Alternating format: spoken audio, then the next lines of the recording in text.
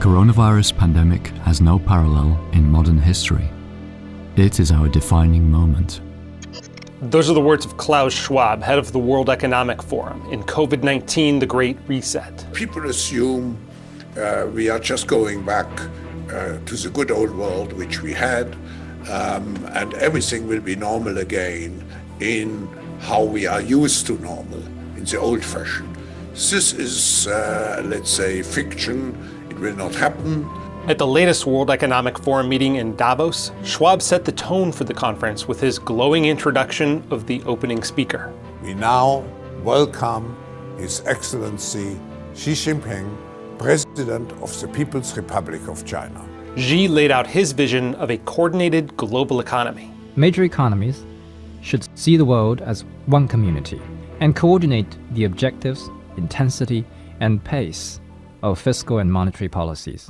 This ideal of a united globe with a coordinated economy managed by experts captures Schwab's vision of the post-COVID world. We have to redefine our social contract. These grand proclamations, the ominous book title, and Schwab's odd personal style have led many people to speculate that the Great Reset is part of a conspiracy of global financial elites and politicians to depopulate the planet so they can more easily institute one world government, or even that COVID was engineered to that end. Remember, the stated goal by these people, billionaire transhumanist elites, the globalists that all get together every year, is depopulation of the planet, a transhumanist revolution to make people chronically sick, that results in the death of the vast majority of the world population, and out of that cataclysm, a new super race.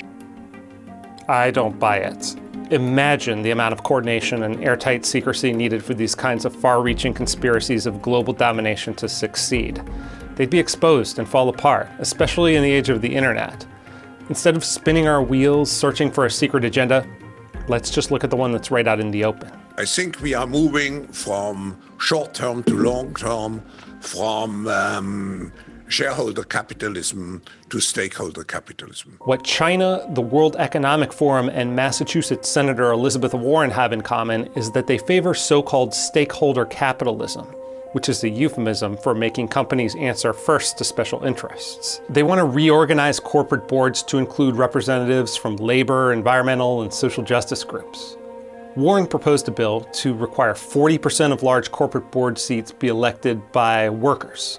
In China, the state simply owns or controls a majority stake in most of the country's largest firms. The World Economic Forum and many state leaders believe global coordination and global governance is essential to manage global problems, climate change, international financial instability, and future pandemics.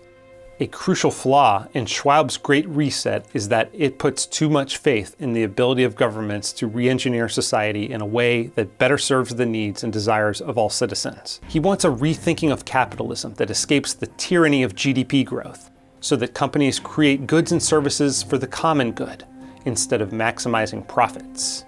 The phrase common good points to his fundamental misunderstanding of capitalism, which is nothing new. Central planners were using this idea to maximize their own power at the expense of individual freedom back in the 1940s, when Nobel Prize-winning economist F.A. Hayek wrote The Road to Serfdom, which would go on to sell over 2 million copies. The welfare and happiness of millions cannot be measured on a single scale of less and more, Hayek writes, and depends on a great many things that can be provided in an infinite variety of combinations. Every single one of the billions of people who populate this planet have unique goals and desires that are impossible to reduce to a unified whole, whether that's GDP or whatever supposedly holistic metric the WEF wants to replace it with. Profits are a signal to entrepreneurs that they are satisfying the disparate needs of their customers. One of the great lessons of the past 5 centuries in Europe and America is this: acute crises contribute to boosting the power of the state.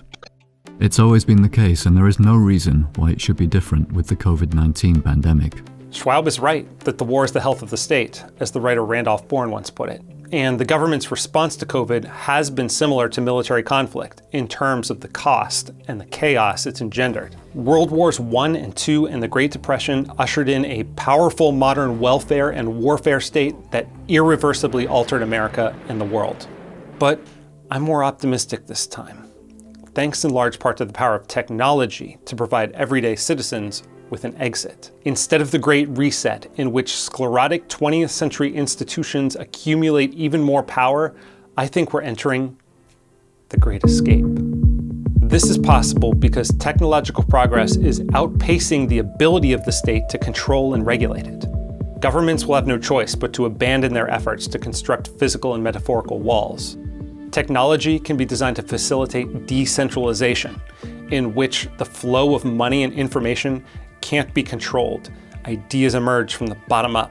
Expecting governments and international bodies to orient every large company towards some widely agreed upon common good assumes that many of the very institutions that bungled the COVID-19 response can competently handle the planet's most intractable problems.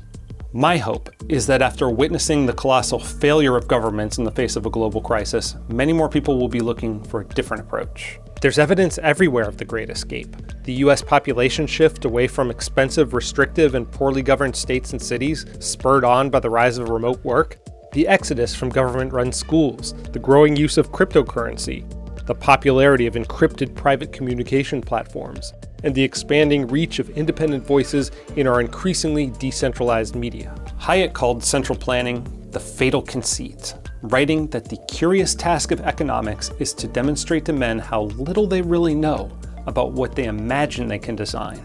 And Schwab even touches on this idea, writing that complexity creates limits to our knowledge and understanding of things.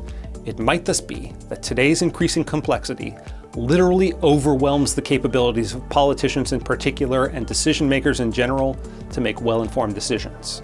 He dubs this quantum politics, but never quite explains how policymakers will realistically overcome this dilemma.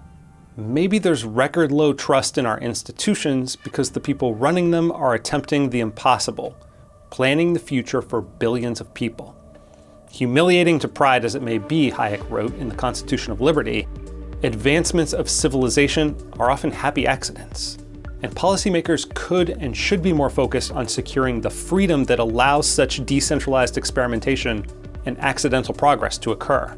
The fear of a great escape, of losing control, is understandable because there are systemic risks that could destroy human civilization, including future natural or man-made pandemics, runaway inflation, and ecological disaster. Small boats may not survive a storm, but a giant ship is strong enough to brave a storm. But if we're all stuck in the same large ship, in the same storm, we're all going down with it when the winds finally get bad enough.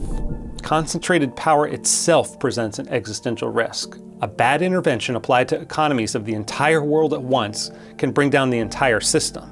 But the distributed power and humble trial and error of markets and decentralized governance brings progress in fits and starts with less risk of total ruin. What Schwab, Xi, and central planners around the world miss is that when securing the rights of the individual comes first, the rest tends to follow. The Great Escape from the 20th century is underway, and there might be nothing they can do to stop it. The question is, do they make getting there easy, or does it happen the hard way?